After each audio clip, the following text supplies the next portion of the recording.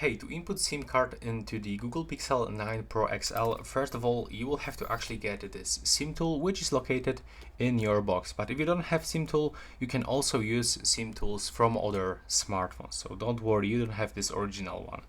And now, the SIM slot is located just right here at the bottom.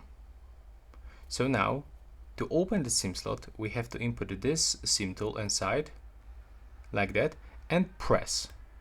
Now as you can see, this SIM tray just pops out of the SIM slot, so we have to grab it with our fingernails.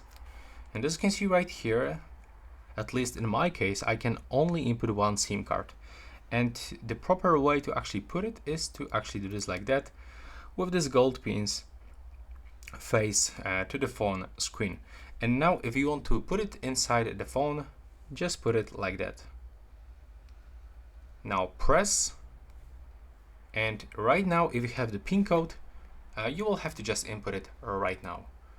And as you can see, after a few moments, it's finished. We just successfully did it. So right now, please subscribe and see you in the next one.